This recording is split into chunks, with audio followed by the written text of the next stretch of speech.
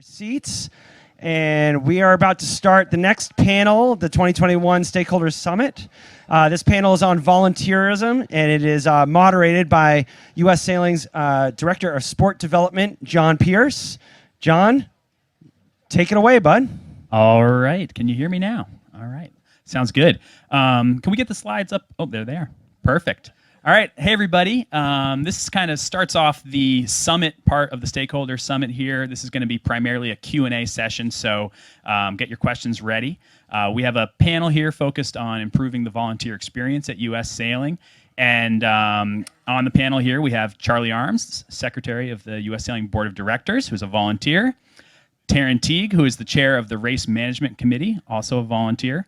And then a few of our staff members who work very closely with various volunteer committees, including Nancy Mazzulli, our Adult Programs Outreach Coordinator, who's very involved with championships and One Design Racing, and Matt Hill, our Director of Race Administration, who works so closely with our race officials, which is obviously a very large volunteer community. And I'm the moderator, John Pearce, Director of Sport Development. So I'm going to pass it off to Taran in just a minute here to make some introductory remarks. Oh, sorry, I mean Charlie. Sorry. And then Taran if you want to. But first, wanted to thank all of you for your role as volunteers within the sport of sailing. I think it's probably safe to say that everyone in the room wears many hats within the sport.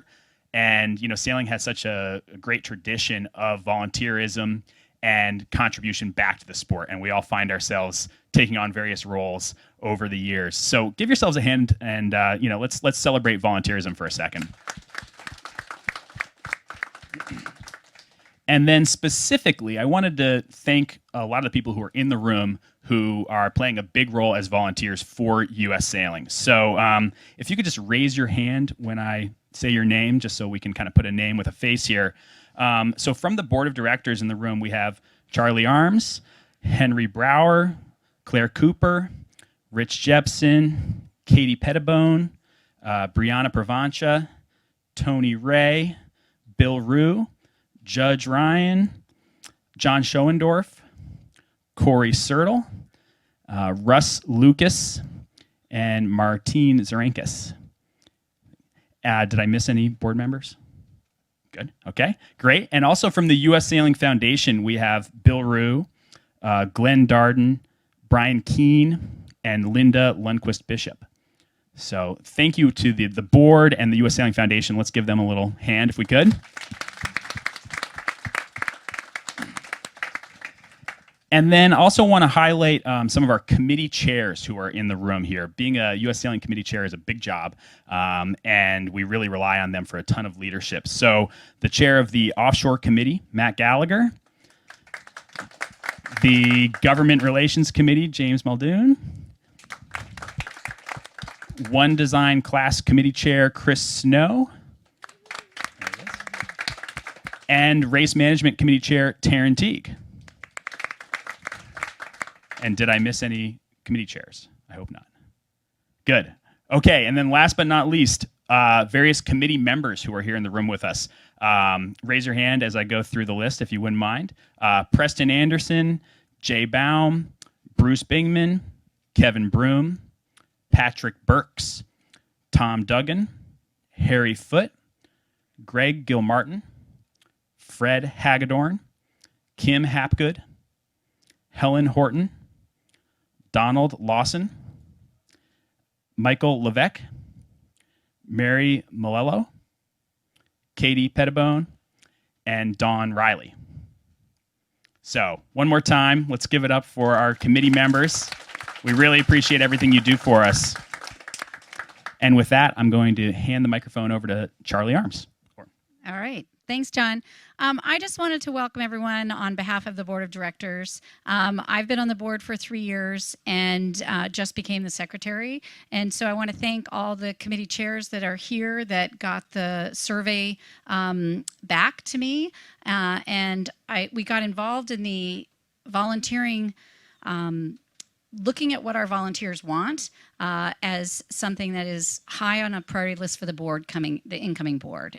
Something that Rich Jepson, having dealt with volunteers his whole 20-plus career in U.S. Sailing, we've spent a lot of time in the last 3 years reorganizing the staff, and now we really need to tackle the volunteering.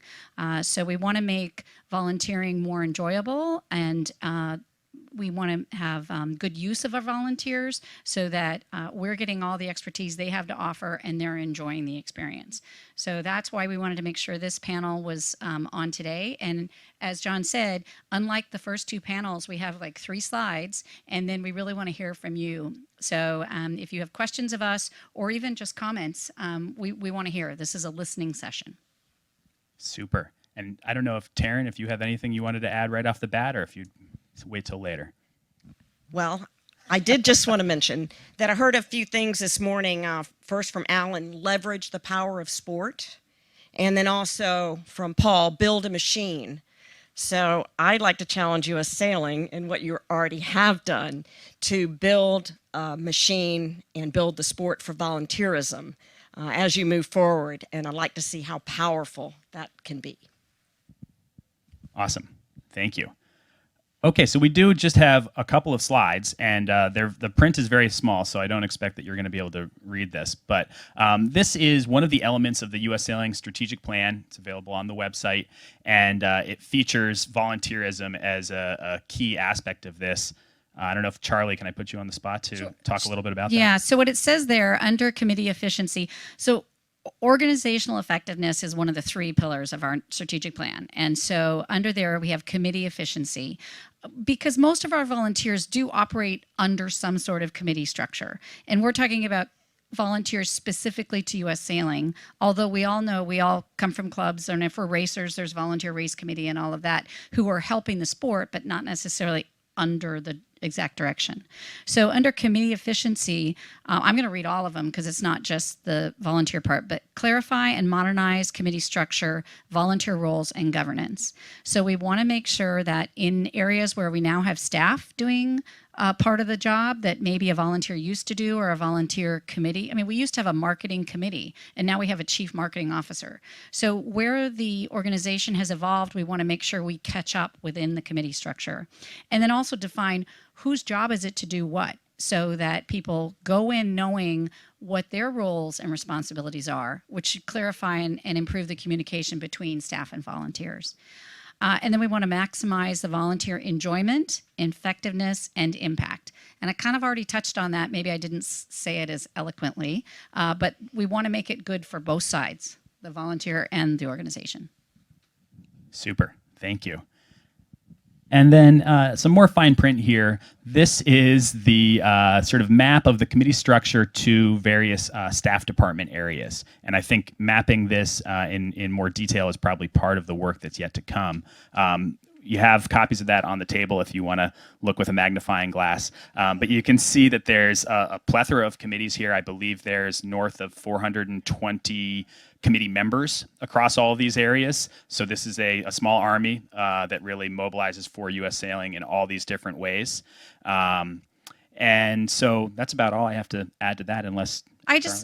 it's complicated, right? I mean, this is an exact representation of what we're dealing with.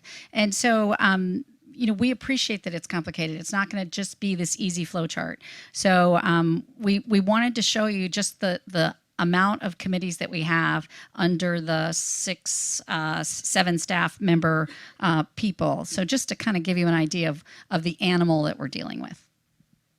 Super. And then we did receive some questions with people's registration that we wanted to address first, and then we'll go to the crowd and to the live stream for questions that come in. So start thinking of your questions, please. But this is just a common question, and maybe, Charlie, do you want to take this one as well? Okay. It's going to be the Charlie Arm Show. So there was a question about who's paid and who's volunteer. And to show you how naive I am, I didn't realize that board members in corporate boards are paid. So I was like, wait, well, of course we're volunteers. We're board members. So I come from nonprofits, and nonprofit board members are not paid. So I do look sort of staff-like because I've got my fancy vest and I wore the Oxford shirt as instructed. But when we introduced everyone and everyone was raising their hands today, those were all unpaid volunteers.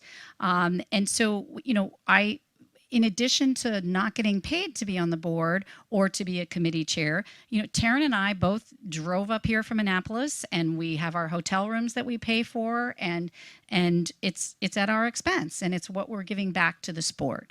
So I don't need a huge round of applause that I paid my own hotel room, but we just want to make sure if there's any confusion that the people doing the work, when people say, well, U.S. Sailing, well, there's 50 some staff, and then there's 40,000 other people. So when you say U.S. Sailing, and if you're talking to the board, you're talking to other people just like you and volunteers.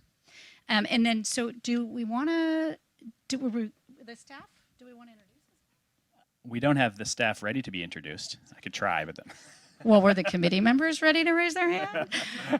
Okay, so we do have staff members on that org chart that you have on your table. The lead person is there is a staff member or two sometimes to each committee. So the 50-something committees that we have, each has a staff liaison member who is the support for that committee. Super.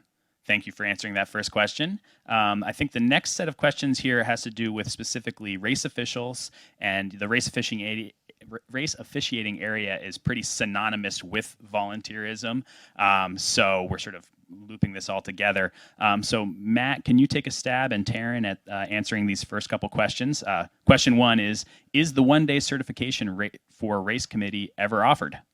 Yeah, I'm happy to answer that one. And I believe Helen, maybe this question came from you. Am I right?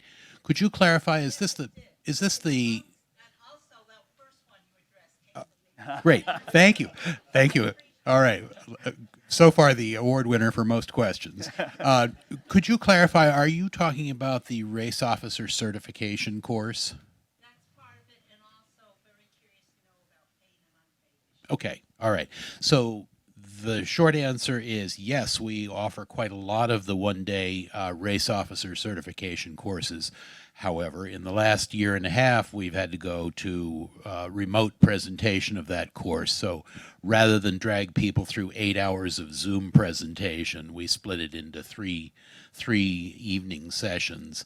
And we've done the same thing with other online courses. But the good news is that we are beginning to dip our toe into the in-person training world once again. We're doing it slowly, we're doing it carefully, and we're needing to do a little bit of adjusting of the time frame to accommodate having put all of the curriculum into the online learning management system. So my best answer to that is absolutely, you will soon see a lot more courses on the calendar. Do keep an eye on the calendar for the race official courses, and you'll see them starting to appear pretty quickly right after, or starting up at the beginning of the new year. All right. Thank you, Matt. And the second question in this area was, how do you balance volunteer appreciation with the financial management of the association?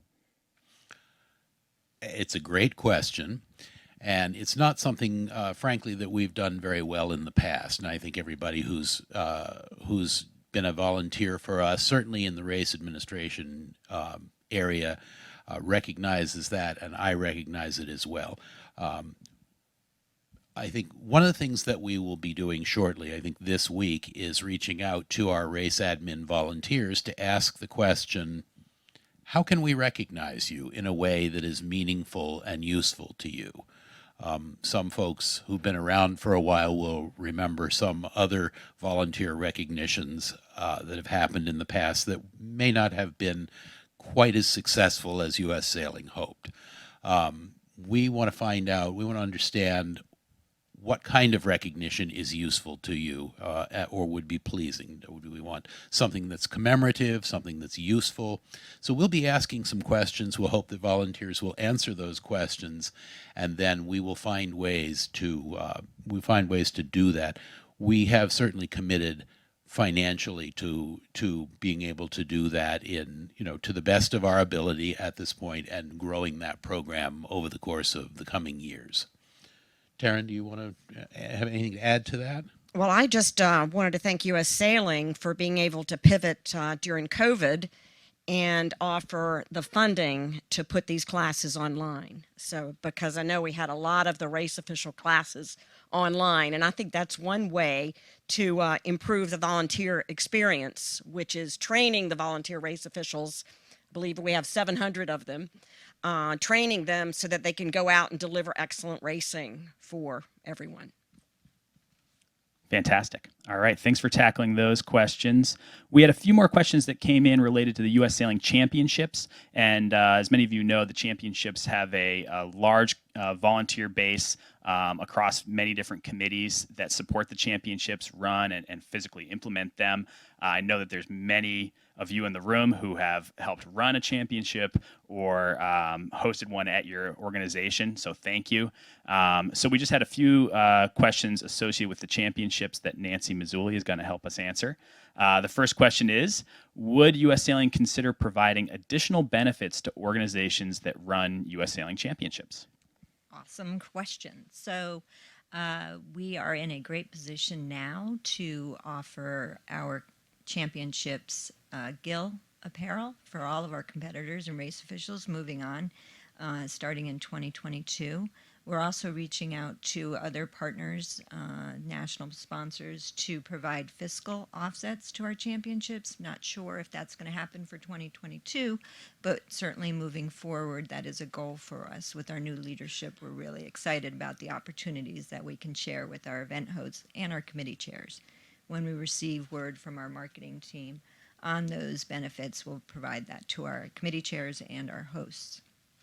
I also want to say thank you to our One Design classes and sailors, because without them, we wouldn't have our championships. And each is very important to the success of those events. Awesome. Thank you, Nancy. Nancy's on the ground at most, if not all, of our adult sailing championships. And then myself and Catherine Shanahan, Betsy Allison are also heavily involved across the championship areas. Our second question that came in with the registrations is, would U.S. Sailing enter into an agreement with an organization to run multiple championships over several years to the benefit of both organizations? So we currently have our parasailing committee and championships that run on a 3-year cycle with 3 different events, hosts around the country. We have Chicago, Newport with the Claggett, and then Galveston, Texas. We embed our parasailing championship into each of those existing events or regattas. And so moving that model over to other championships is something that we could certainly look into. We work off of a 3-year planning calendar. Our match racing events have booked out till 2025 already, which is awesome. And then our other events are all secure except for team racing for 2022. So we're looking for to secure that event. We're also looking for an offshore sailing championship chair to move in. Our current one, Chris Clement, is stepping down for various reasons, but we're looking to find someone to fill that spot. So if you know anyone who would be interested, that would be great. We're open to learning different opportunities that can help our events grow. So if you have ideas, we would certainly open up discussions. So reach out to Catherine or myself, and we'll set up a call and see what we can do to make things happen. And yeah, while on that theme, we are also looking for championship hosts for the youth and junior women's championships for the next few years. So if you're a club or you know of a club that's interested in hosting a championship, please reach out to us and we can work with you on the calendar. And also, if you're interested in joining a committee or serving as a chair of one of the championships committees, the best phone call we get is when someone rings us up and says, hey, how can I help out? I want to fit in somewhere. So if you know someone like that, please let us know, and we're happy to work with you on that. It's really a back and forth and a collaborative effort between the staff and the committees. So with that, we've used up all of our pre-canned questions, and now it's time to go to the crowd. I don't see anything on the chat, so it's going to be up to someone in the room to ask a question about the volunteer experience. Yeah, go ahead, Helen. Wait for the microphone, though, so they can hear you. Thank you so much for allowing us to ask questions when we registered. My third question when I registered was, if I understand it correctly, the board members each have a liaison responsibility with a major committee, which of course the committee is all volunteers. Is that still true? Because Martine was our liaison for 6 years for the RSA committee. And I think, well, Charlie, you can address if you are now. And I'm just wondering, like I said, if the board members each have that responsibility with a major committee. So I will take that. And yes, I am your new liaison. So big shoes to fill in all that Martine was doing. We have decided to take a look at the board liaison idea. So there are 12 of us or so on the board and 54 committees. That's a lot of board liaisoning. So we think it's something we need to look at. So our first step is to ask the committee chairs. We got some feedback on them for what they thought with their staff liaison and how that was working and suggestions for improvement. The next step will be, how do we communicate what you're doing up to the board level? We are in discussions about the board meetings going in 2022, whether they will be monthly or not. And one idea that we're talking about is the division chairman, or the division chairs. So we used to have a division chair for each working division in U.S. Sailing. For instance, I was the education division chair, and I would report to the board on a quarterly basis. Now the education department is pretty professionalized, so there's fewer committees under the education division, and there was really no reason for me to give a report when the professional staff was giving a report. That's not the case for championships or race admin. So that's one way we might do it, is to have the division chairs sit on or attend committee meetings and then report back to the board on a cycle. So we haven't fully decided it. What we'd like to hear is from the committees. What do you think would work best? I know, Helen, you're on every board meeting. We've got about 24 people that attend the board meetings pretty regularly. What works best for them? So we're in the asking and figuring out stage, and we're open to suggestions. Awesome. Great question. We have about 10 minutes, so let's keep the questions coming, please. Jane, here. You got it? Go ahead, Heather. Sorry. So when it comes to hosting events, you use the term club. I don't represent a club. So we're a recreation-based facility, but happy to host events. What is it that you're looking for then from a host facility? We have space, we have waterfront, we have docks. Fantastic. I'll take this one because Taran and I actually just got back from the U.S. Youth Championship at Camp Seagull and Seafair in North Carolina, which is also not a club. It's a giant YMCA camp. So what we're looking for really is a venue, water, and a launch facility. Some of the events need more of a infrastructure, like, indoor spaces and things like that. Some really don't need much of that, and we can pretty much, come to the table with the bells and whistles that you might need. So you're right to point out that it doesn't have to be at a traditional yacht club environment. Really, any good racing venue is what we're looking for, and then we can figure out how to, fill in the cracks from there. John, how do they contact you? Yes, you can contact us directly at championships@ussailing.org via email, or on the website there is a Host a Championships bid form, which if you're ready to go ahead and put in a bid, you can fill out that form. However, you might want to contact us first before getting the bid, because the bid form asks for a lot of details. Maybe you should let her go out the door. That's right. Yeah, let's close this deal now. Awesome. Thank you, Jane. So, volunteerism is a big part of community sailing, and I'm sure at many of the yacht clubs and organizations, the local sailing organizations. What are you learning from, and what are you doing to support that kind of thing, non-race related volunteerism at those clubs? Great question. Charlie? I'll take it. Well, actually, maybe I should have you because the conversation we had with Alan. Do you want to? What's very interesting, we had an interview, Charlie and I had an interview this week with one of the Gold Plate sailing clubs, and it happened to be a community sailing center, U.S. Sailing Center of Martin County. And we wanted to interview him to find out what he was doing to make the volunteer experience so fabulous.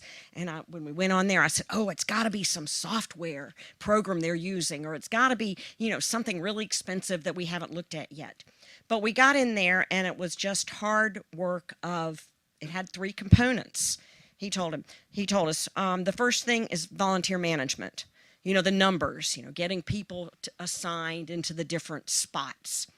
And once they're assigned into the different spots, he wanted them to be engaged in those spots, to have fun in those roles. And the next component, and to feel like they were producing something rewarding back. So the volunteer has to get something out of it as they share their passion for volunteerism. The next part, where sometimes we get too busy to address, is the volunteer appreciation. And volunteer appreciation is when you appreciate everyone, essentially. And then it goes like maybe a shirt that fits, not the, I don't know, I have so many men's shirts, I have 3 quilts. But anyway, an appropriate gift, small gift, a token, doesn't have to be much. And I'm going to sort out somebody out on that in just a minute after I finish answering your question. So volunteer appreciation. And the second part of that is recognition. Recognition amongst their peers. So, okay, does that answer what you're looking? So I want to talk a little bit as he kind of tries to slide into his water over there. So, for example, Tom Duggan is amongst us today. And Tom is, we're all giving him a round of applause because, yes, he is on the race management committee. And he also has been the PRO for Tokyo. And he comes back here and he shares it with us again. He's back in the room to share his passion and his knowledge. But I wanted to share with you one of his little tricks one time. Tom always, when he runs the World Sailing Cup down in Miami, Tom always comes back, and that we may not have a lot of money, so we may get these little funky gifts or recognition. So it doesn't have to be about the money. I'm sorry, Tom. It doesn't exactly have to be about the money. But one year we had these fancy little tablets. Laura Sigmund from Chicago Yacht Club. We had these fancy little tablets that were trying, how it is, you're out in the water, you're trying to input things, you can't see the screen necessarily, and we had to do the scoring on the water. Well, we were just dead by the end of the day, but we got it. I think we got it done. We got it done. Well, anyway, we're on the Fleming 55 for our volunteer party at the end of the week, and we knew this was kind of a slim budget year, but we're all there, and Tom recognizes a number of people, and they get different things. And all of a sudden, he says, wow, we're going to recognize Laura Sigmund and Taran. So Laura and I go up. And do you know what it was? It was a tablet, like an aspirin tablet. Even though small, to this day, Laura Sigmund has that tablet. She does, doesn't she, Matt?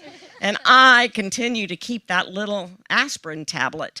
And it's something that it was so thoughtful. Doesn't have to be about the money, but in that case, it was about, everybody got a shirt, but in this case, it was about the recognition. So you just have to be clever.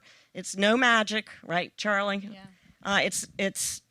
There's no magic to having successful volunteers and a successful machine of volunteers. It's just taking the time to be clever, like our PRO Duggan was, to really appreciate everybody on his team. And I'll add one thing. Alan had asked the guy at Martin County had said, "Well, the Skill Up app is so fantastic. Wouldn't it be great if we did have some sort of a cool software system that was volunteer management?" And I don't know that we've got that in the budget, but I'll put a plug in for the National Sailing Program Symposium. There's generally always one topic that's on volunteering, recruiting volunteers, evaluating volunteers, that type of thing. So it's a little ironic that U.S. Sailing does not have a system when we talk about it at programs, and a lot of our facilities do. And that's a recognition that, hey, we need a system. So we might be a little behind the curve, but we're there now. So NSPS, I'm sure there'll be a session on good volunteering. Great. Okay, we definitely have time for more questions. We can wait. Little silence, never hurt anybody. I've got a question for the group here. And I know, all these people volunteer. Why do you volunteer? And maybe a best practice. And I don't want to really pin out anybody, but Ed. But she will. But she's staring at you. What, who, me? It's a kind of a trite but sincere answer. I have gotten so much out of this sport in my life. It's a pleasure to give it back. I think the other thing, you can make a difference. It's hard to make a difference in the world, and be that bit large, small, however, you can make a difference. And as I said to somebody else earlier, the problem with these volunteer jobs is they're jobs. But if you approach it that way, you can make a difference, and that feels really good. Let me add a little bit to that. I got in the business the first time volunteering simply because I saw the jobs that were being done, especially on race committee, weren't being done very well. And I'm a technocrat or whatever, if you want to call it.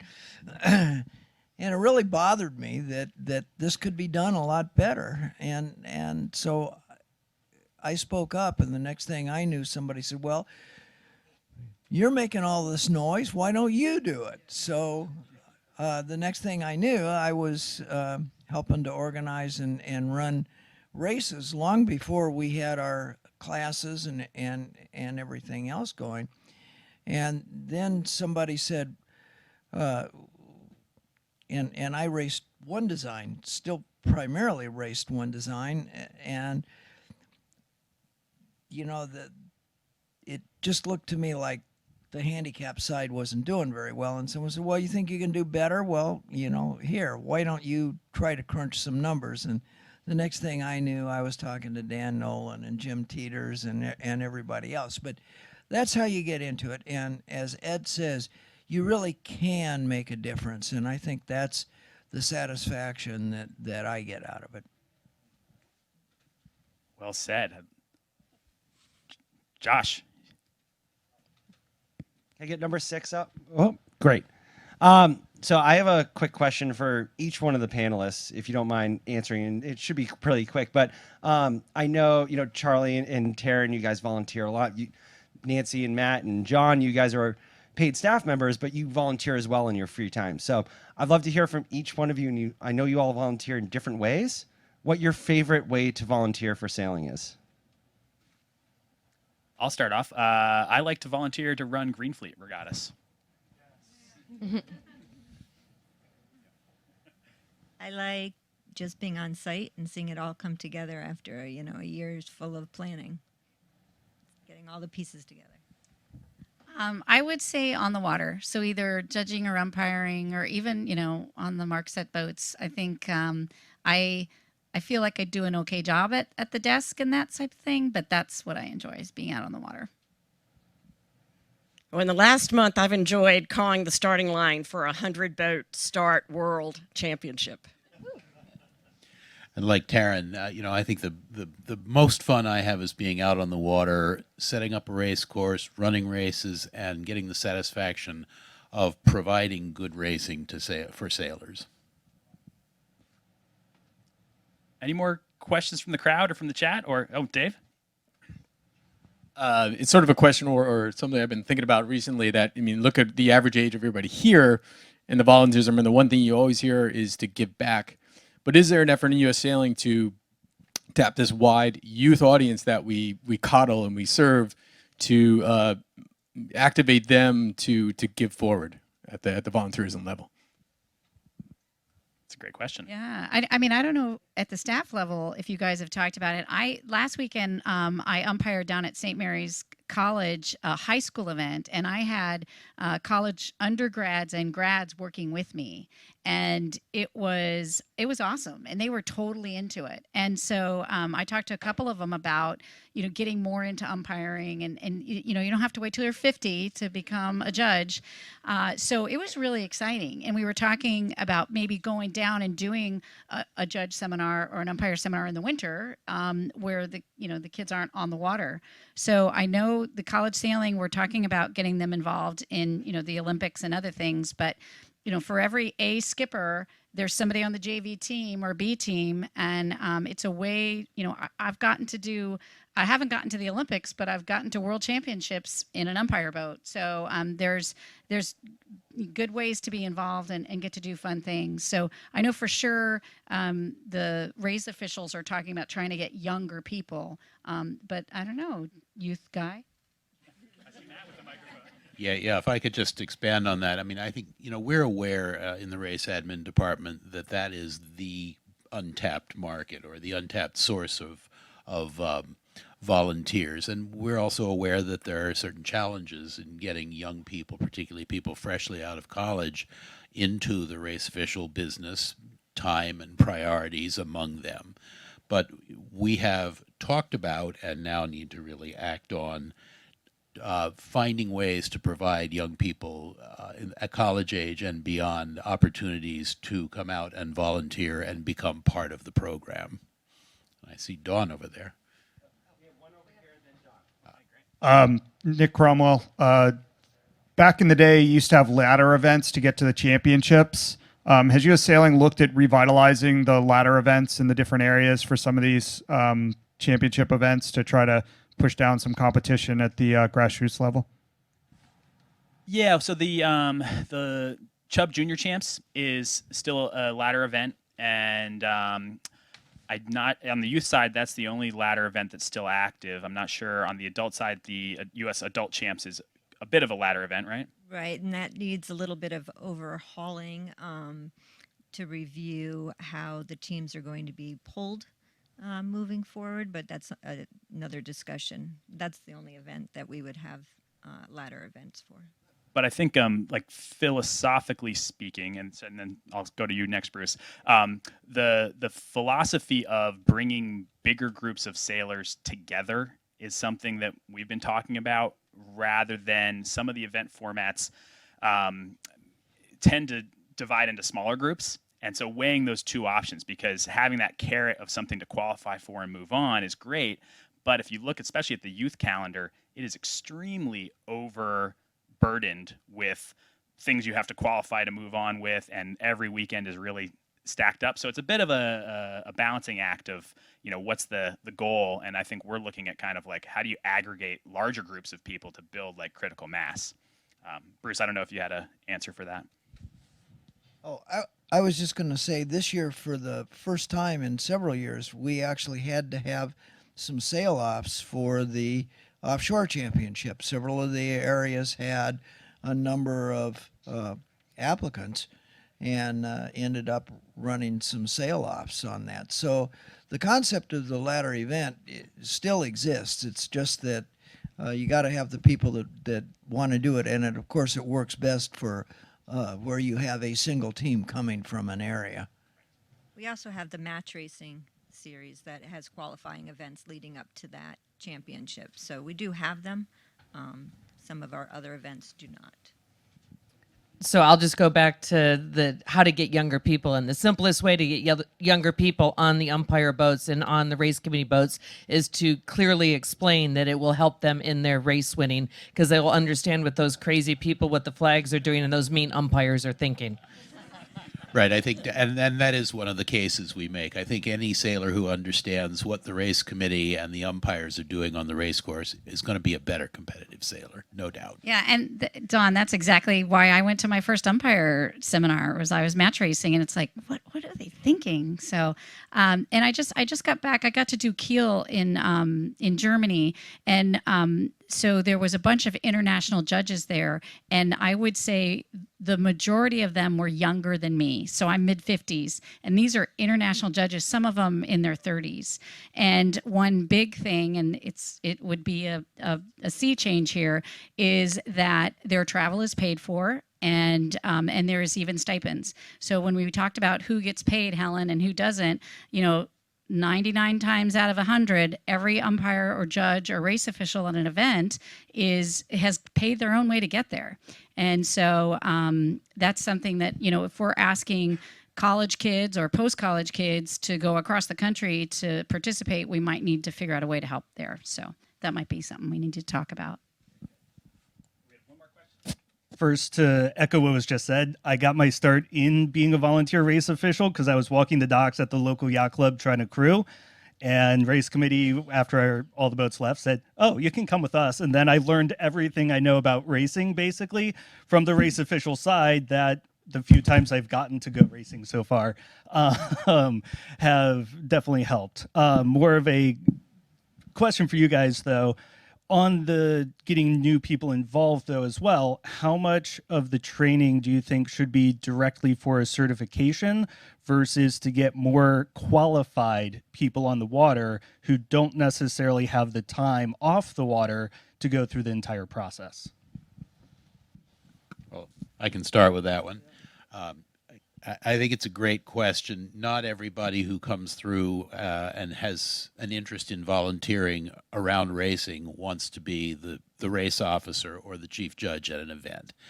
And we recognize that one of the courses that we have developed and unfortunately we're not able to put out on into the market because it got ready just about the time COVID shut everything down was one we call Race Committee Fundamentals.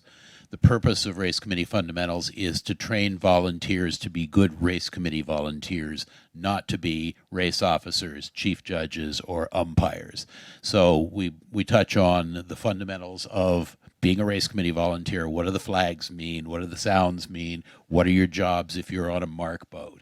And I think that's one way we're looking to address that. And I'd certainly be interested to hear if there are other suggestions based on your experience in local sailing organizations that we should also address that.